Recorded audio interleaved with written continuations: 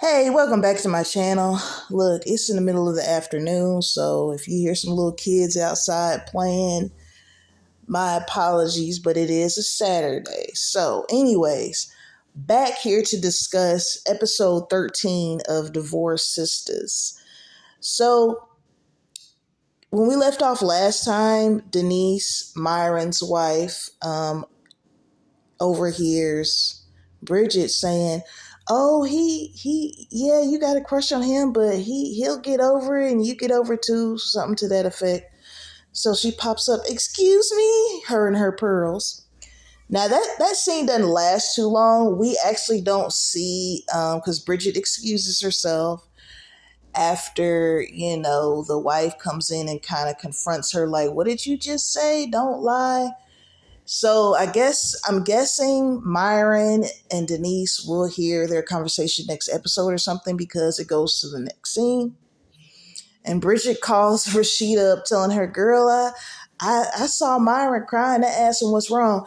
And Rashida's like, "Why'd you do that? What's wrong with asking what's wrong with someone if they're crying? I don't really get that part. Like, I don't know." And Rashida, as much stuff you into, why are you shocked that someone asks, "Are you okay?" if they see someone crying? So she kind of, I feel like, in my opinion, kind of blames Bridget for the wife overhearing because she was talking about it. But I mean, he was the one crying. He should have went to his car and cried if he wanted some privacy. But anyway, so Naomi, we don't know if she's on the run just yet, but she flies to see her son who's away at college. She just pops up. Didn't tell him she was coming or anything. So she's being extra nice. Like, last time they talked, she told off him and the girlfriend because Franklin, her ex-husband, is married to a white woman, so she's having this issues because her son's girlfriend is white as well. So she's just angry at a lot of things. And I still don't know why he brought his girlfriend there and have her come in the house. Anyway, so she's dropping in on her son, talking about, "Let's, go out and have like dinner. Let's meet, your girlfriend. Yeah, let her come too. She's just being, a little too nice." And he's real skeptical. So he's like, "Look, just, you can dip. I'm cool on this, whatever." So he's talking to his girlfriend about explaining things to her. And the girlfriend's like, "Well, let's see what she wants." Now, listen, even though Naomi disrespected his girlfriend and it wasn't warranted because the girlfriend didn't do anything to her, there's something about his girlfriend I don't like. I don't know what it was, but when she was like, "Let's see what she wants," it's almost like she was hoping Naomi had something to give them, like some money or something. I mean, it was just too giddy. It was like a mischievous response to what he was talking about to me. But we shall see on that. So when he calls her back, Naomi is adamant about it being a busy place. Now, I watched this episode twice. I watched it first because I just want to watch it and, just for my enjoyment. And then the second time I take notes. So it didn't occur to me why, in the first time I watched it, why the place had to be busy and all this. And then after I watched it the second time, I'm like, oh, she wants to make sure she's seen. She's building an alibi because, she sent Hakeem to kill her ex-husband. So that's what popped into my brain after I watched the second time because I'm like, why it need to be a busy place? So she's at the bar. She made it a point to stand on top of the table, made sure everybody in the crowd was like, and this was before him and his girlfriend even came.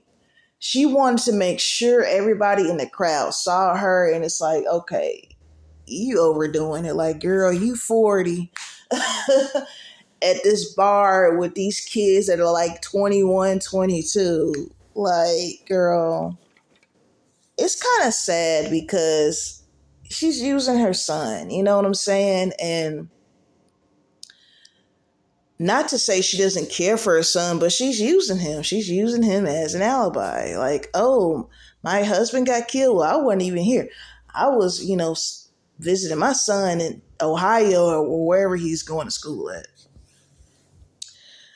So let's see.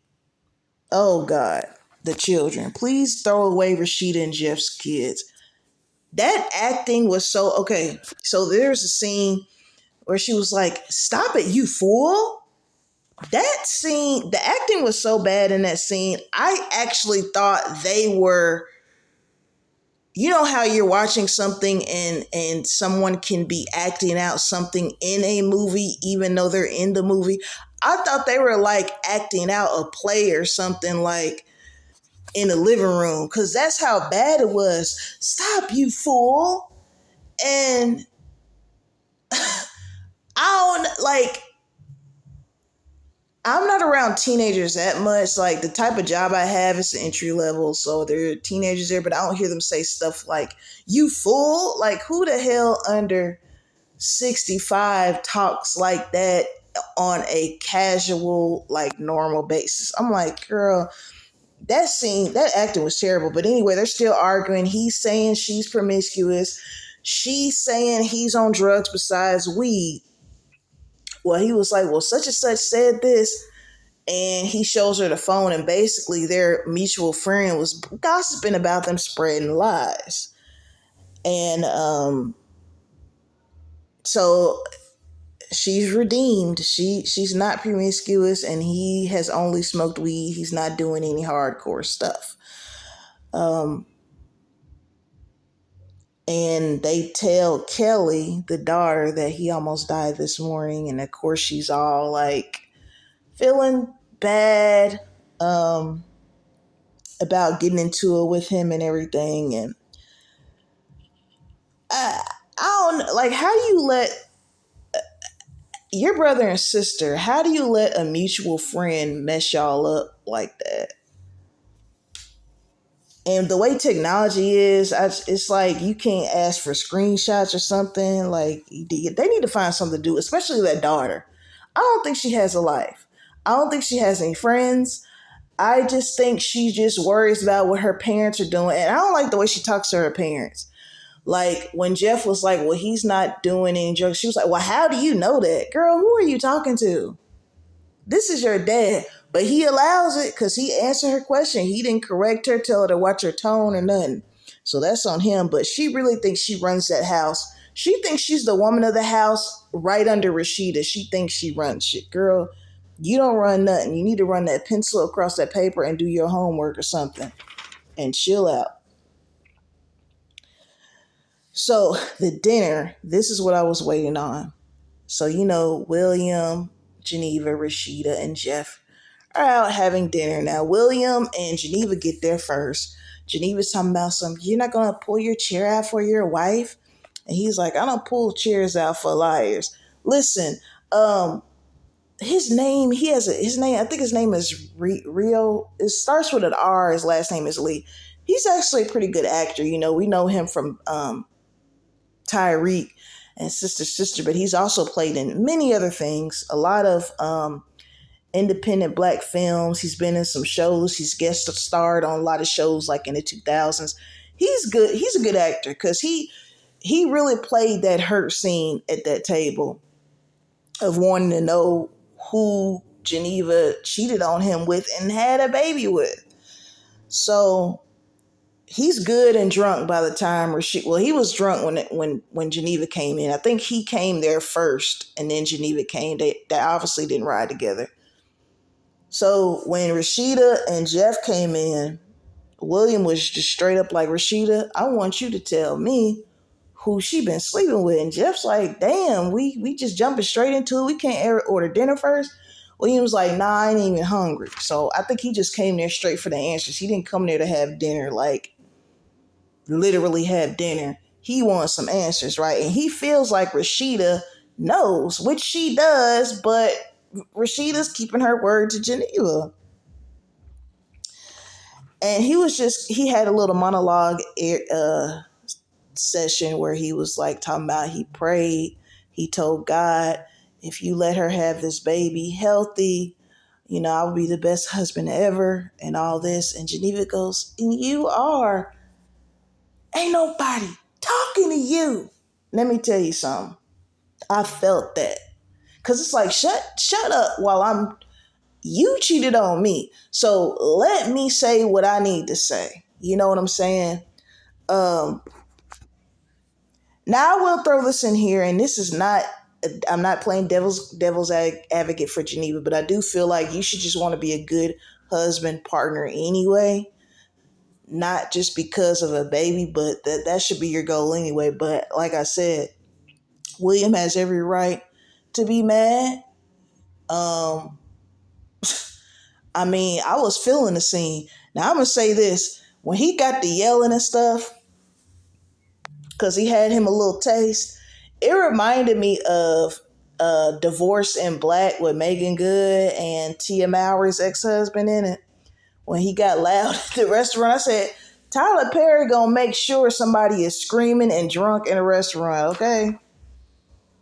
But yeah, it was definitely warranted. So Javon's sneaky ass brings Tiffany there. Tiffany doesn't even know they were gonna be there. He's like, oh, I thought it'd be a nice surprise. So at this point, I think he is still trying to make Geneva jealous and is playing games. Why would you do that?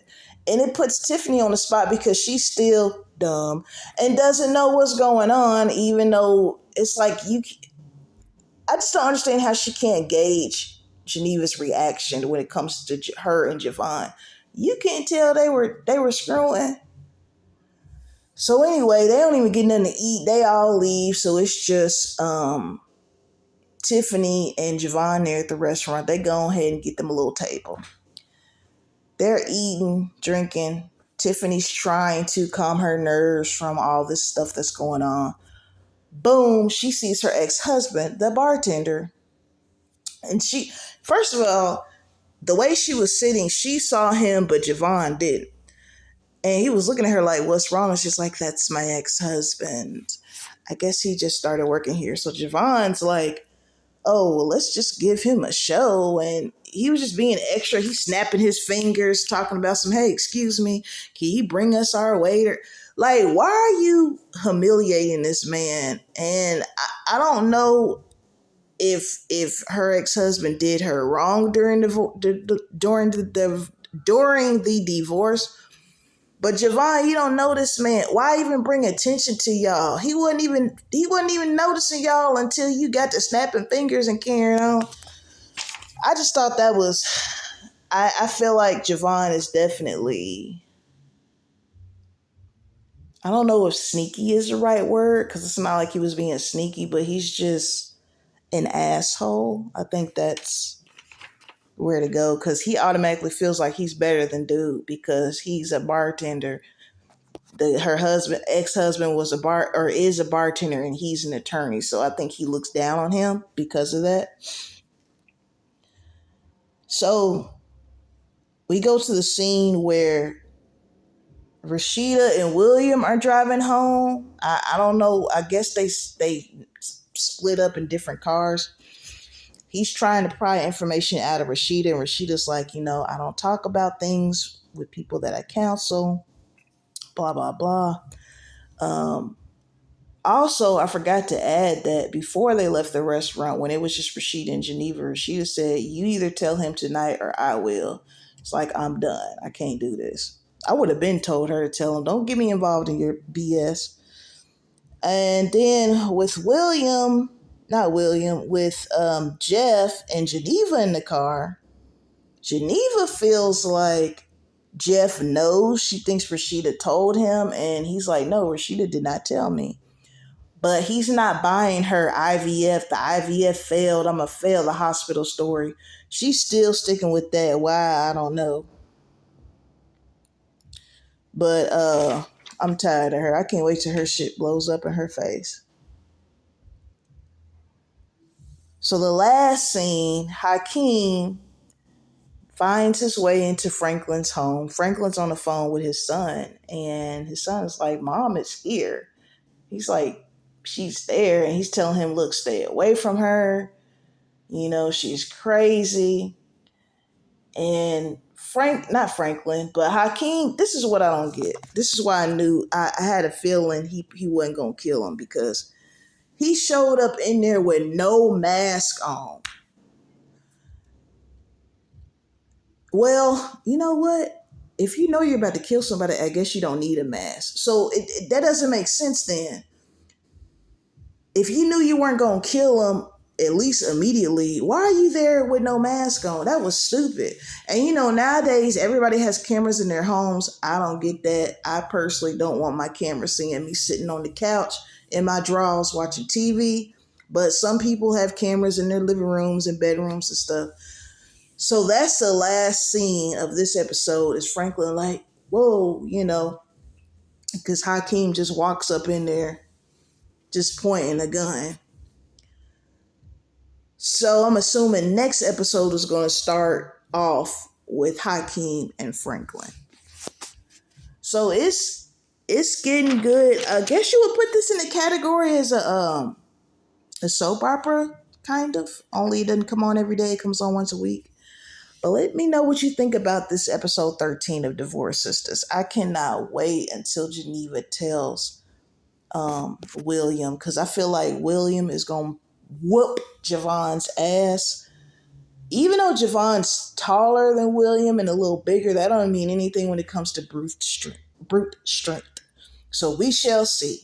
Shout out to my 210 subscribers. Shout out to the rest of you as well who are not subscribed. But you can by hitting that button for me. I very much appreciate it.